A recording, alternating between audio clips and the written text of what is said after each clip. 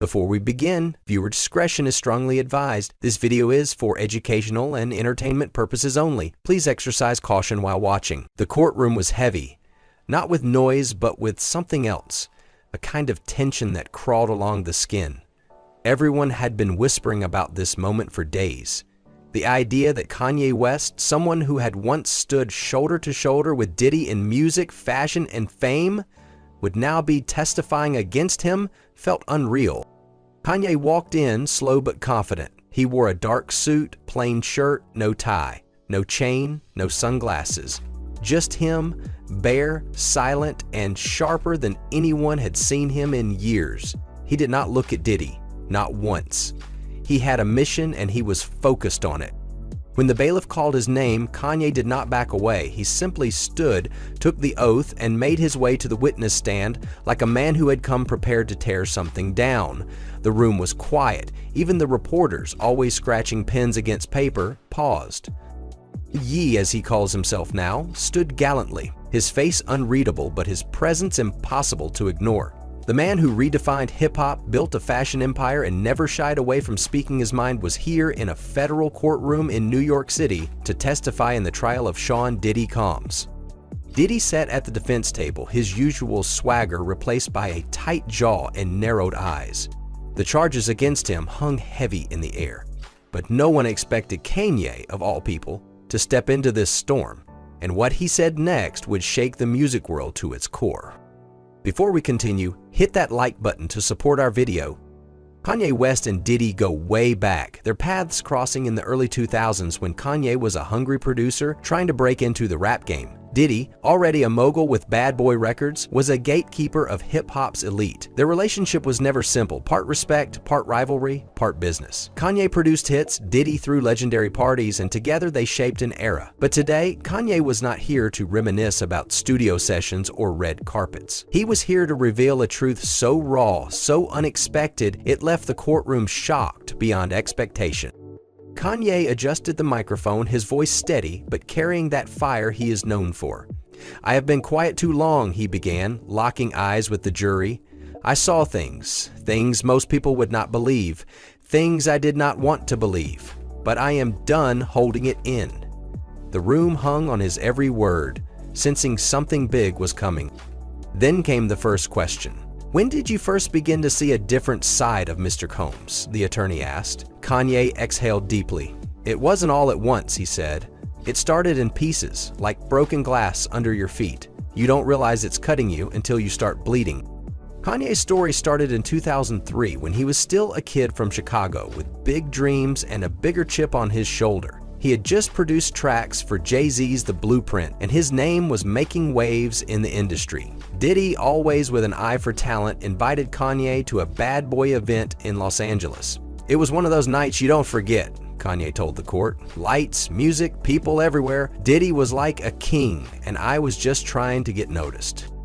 The event was at a big mansion in the Hollywood Hills, the kind of place that screamed money. Kanye described walking in, seeing gold chandeliers, velvet ropes, and a crowd that mixed rappers with actors and mysterious faces he could not place. "I thought it was about music," Kanye said, "but it was not just that. The whole night felt off. It was not the music, it was not the drinks. There was something else going on, something I could not put my finger on. At night, I went up to the rooftop for air. Diddy followed. He said, 'You ever feel like God chose you for something way bigger?' I told him, 'Yeah, all the time.' He smiled and said, 'Good, because that means you will understand what comes next.' I didn't understand, not then." Diddy took Kanye under his wing that night, introducing him to industry heavyweights and promising to open doors. "He told me, 'You got the sound, Ye. Stick with me and we will make history,'" Kanye recalled. For a 26-year-old trying to break out, those words were gold. But as the night went on, Kanye noticed things that didn't add up. People were moving in and out of rooms like they were following orders, he said. Some looked nervous, others too comfortable. "I saw Diddy hand someone a key, not to a car, but to a room upstairs. He just smiled and said, 'Business as usual.'" Kanye did not stay long that night. He told the court he felt out of place, like he had stumbled into a world he was not ready for.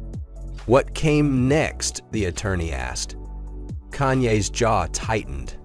A series of invitations, small circles, late-night meetings, not about music, not about fashion. They said it was about building a legacy, but legacy does not come wrapped in baby oil and locked doors. The courtroom became very silent. He had not even raised his voice, but every word hit like a stone dropped into water. Diddy kept calling, inviting him to more events, yacht parties in Miami, penthouse gatherings in New York, and private dinners in Paris. Each one was more lavish than the last, but Kanye started to see a pattern. It wasn't about networking, he said. It was about control. Diddy had this way of making you feel like you owed him, like you were part of something bigger and you couldn't step away. By 2005, Kanye was blowing up with late registration, but his ties to Diddy kept pulling him back.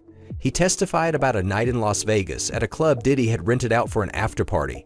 "I saw things that didn't sit right," Kanye said, his voice low. "People were there who didn't belong, like they were brought in for something specific. I saw Diddy talking to a guy in a suit, not a music guy, more like a businessman with no soul in his eyes. They exchanged a bag and Diddy just nodded. I didn't ask questions. I was not supposed to."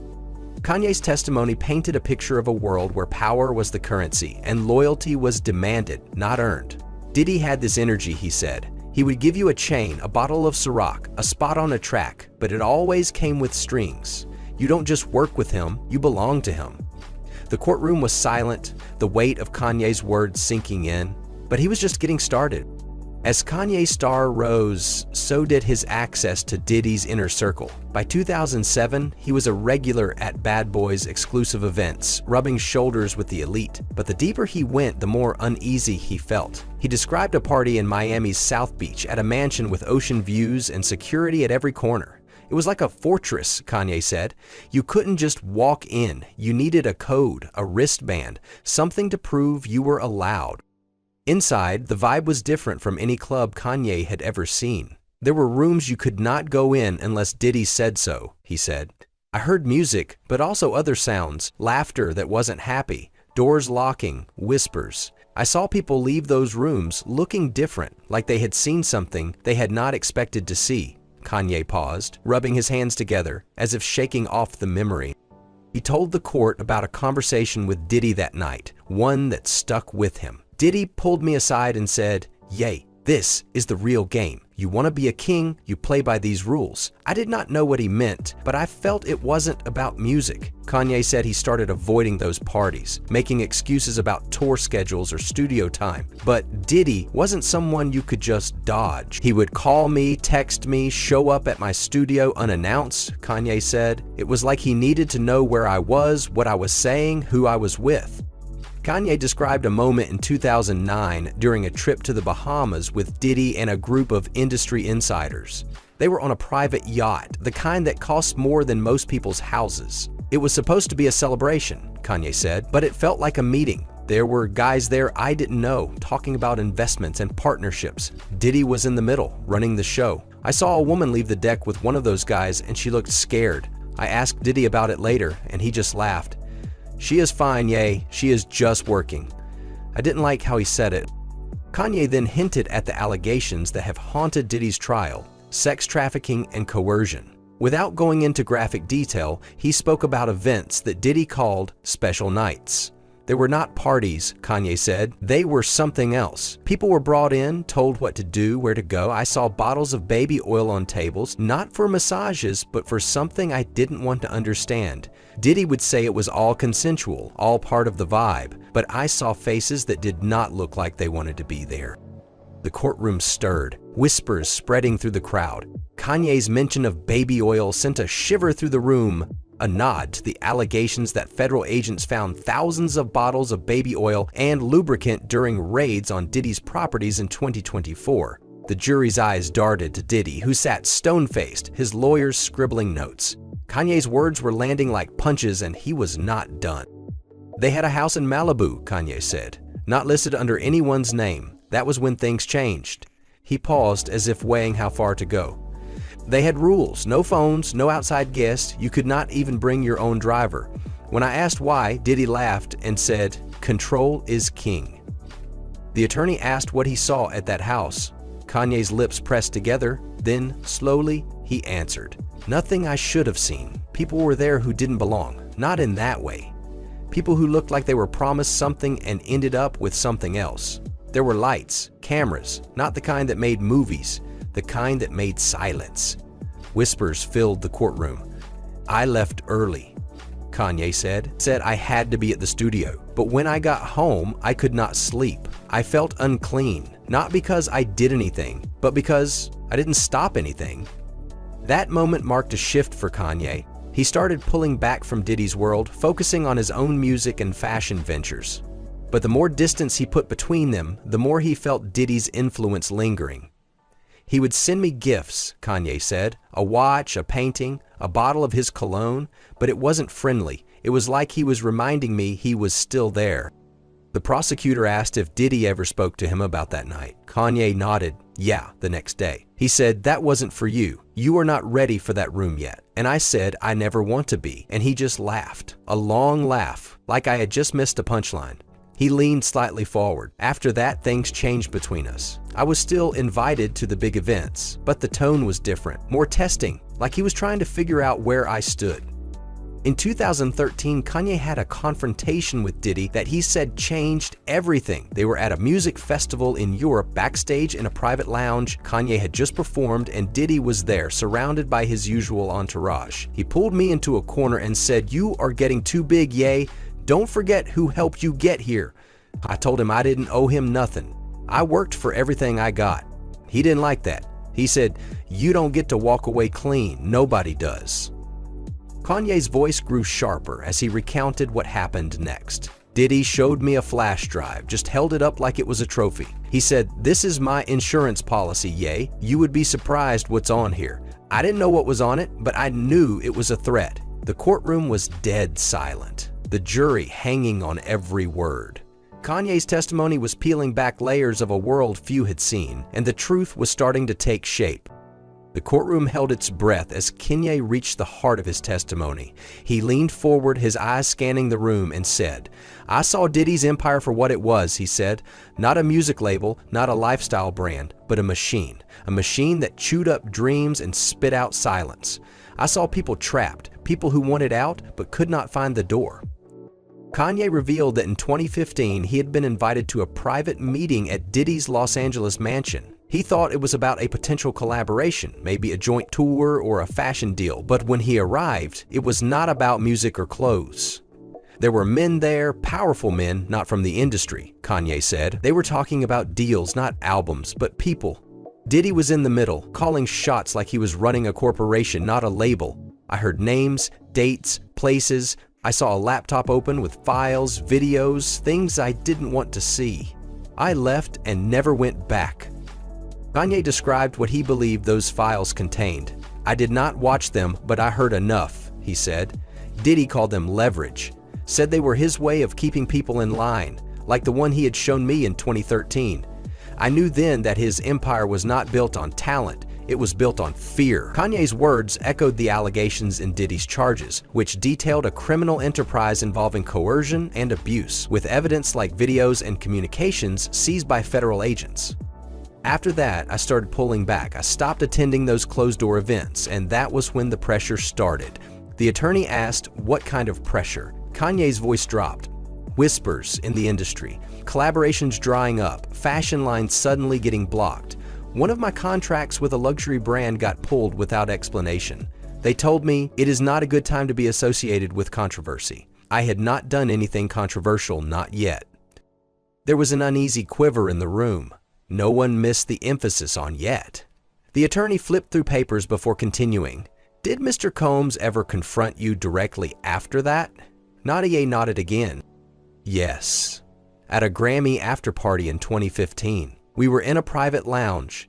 He came up to me, smiling, and put his arm around my shoulder. He looked me right in the eyes and said, 'You ever say my name in the wrong room, and I'll make sure you never say another word again.' He still kept smiling, acting like it was a joke, but it wasn't. That was when I knew," Kanye said.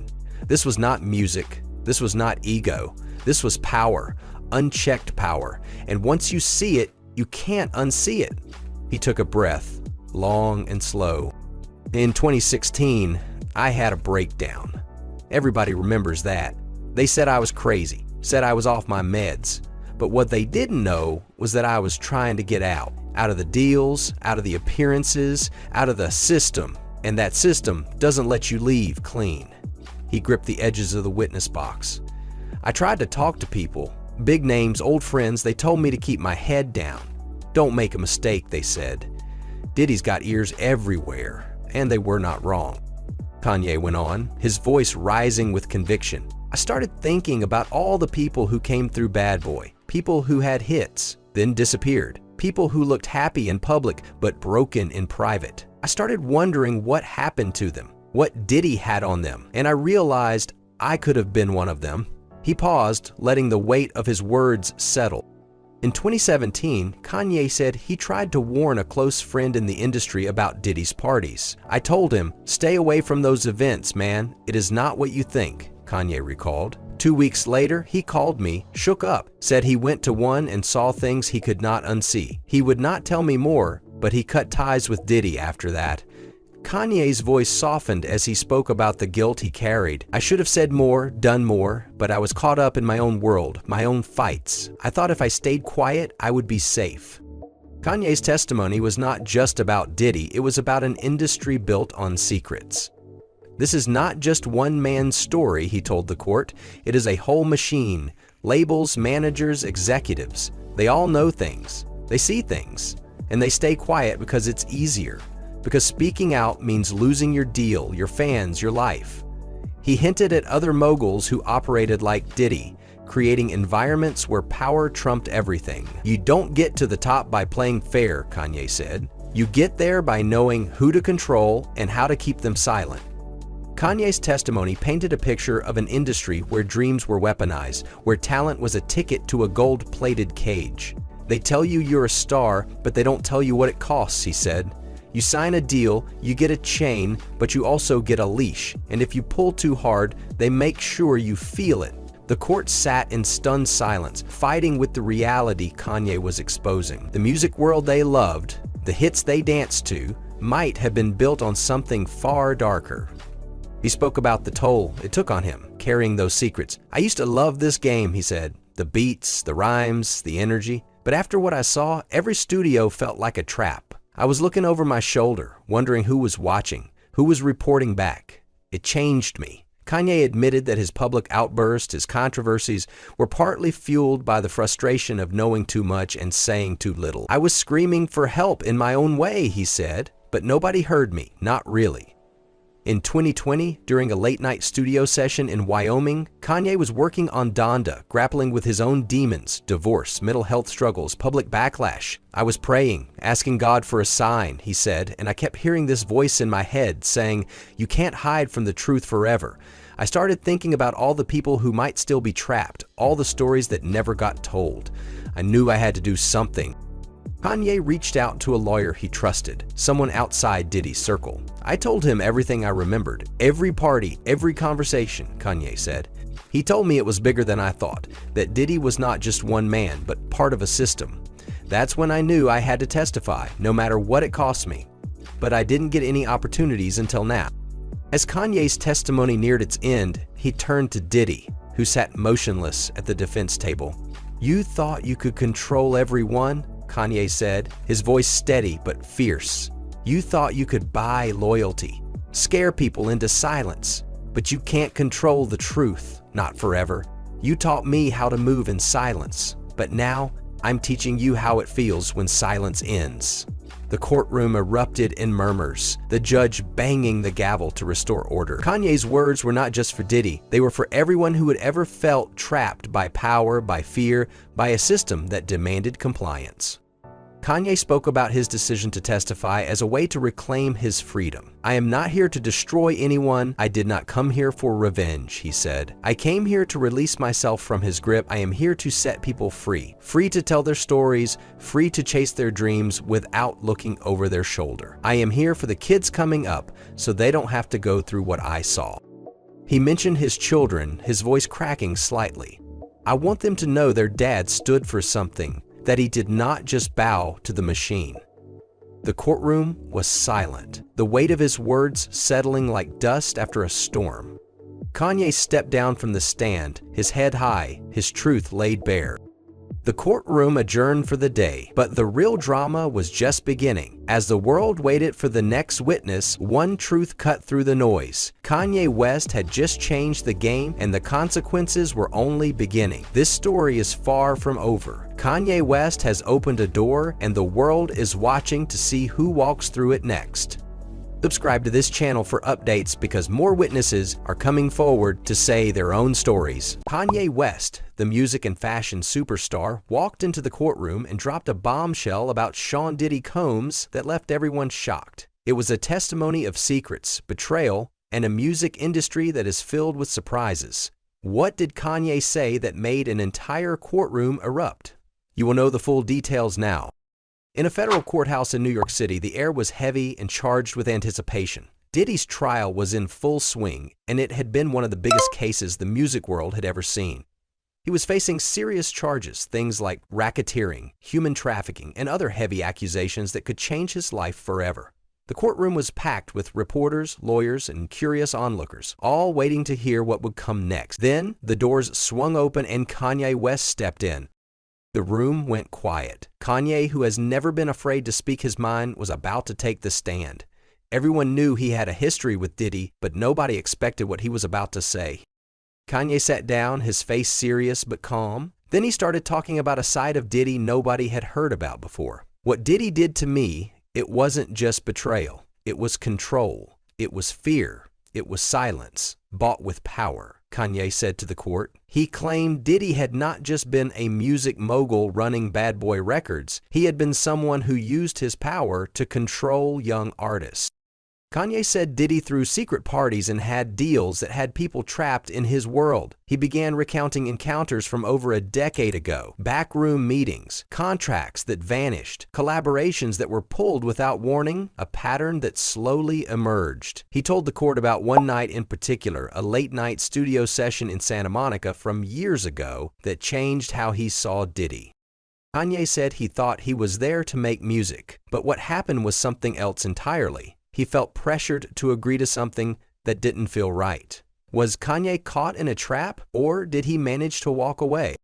Kanye and Diddy have known each other for over 20 years. Back in the early 2000s, Kanye was a young producer making beats for artists signed to Diddy's label. Diddy was already a huge name then, throwing big parties and shaping the music scene. They had worked together, had hung out at fancy events like award shows, and had seemed like friends. But things had not always been perfect between them. A few years ago, Kanye started dropping hints that Diddy was not who he claimed to be. In an interview, he called Diddy out, saying he made secret deals to stay on top. That interview disappeared quickly, but it got people wondering, has Kanye been trying to tell us something back then? His words in court seemed to say yes.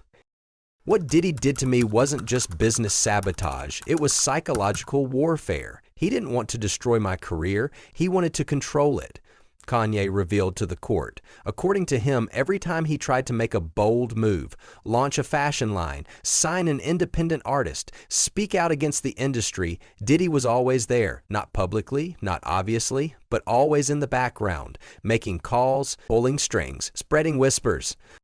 I had a sneaker deal lined up with a company outside the US, Kanye said. 2 days before we signed, they ghosted me, no explanation. Later I found out someone warned them and told them I was volatile, that I would be bad for business, that someone was Diddy.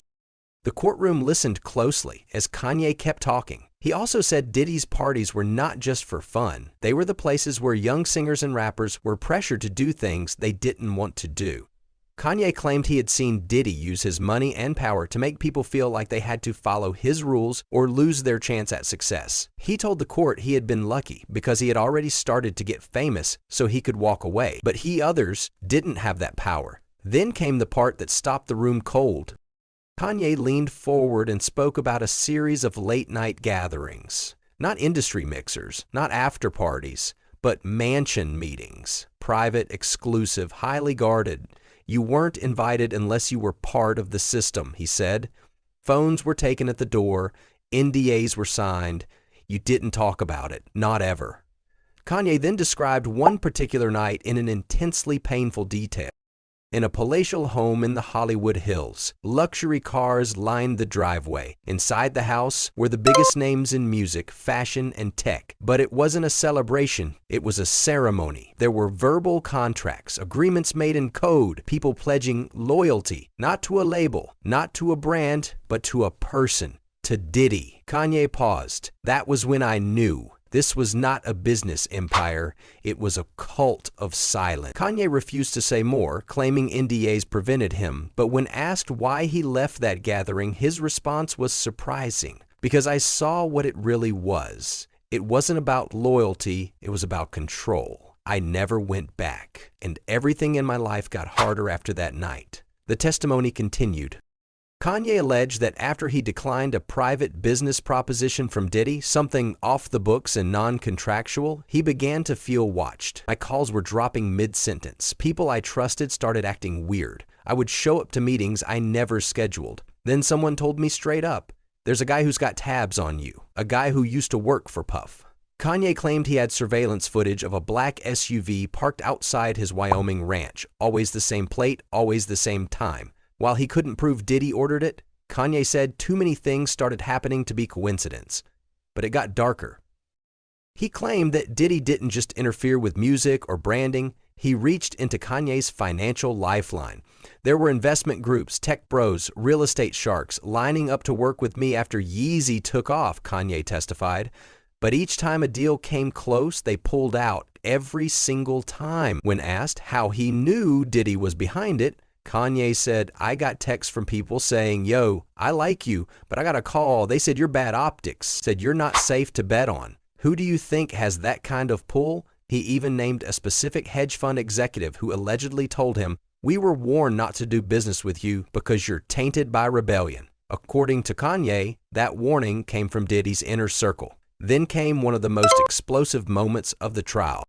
Kanye alleged that Diddy played a silent role in his infamous Adidas fallout. "When I was at the height of Yeezy, Adidas was printing money off my back, but they were scared of my independence, scared of how loud I was getting. I said too much and somebody made a call." He claimed a former Adidas board member confided in him during a private dinner and said, "There are people in the culture industry who think you've outgrown your leash. One of them is." Kanye paused before adding, "That's when I realized Diddy didn't want to silence me, he wanted to own me."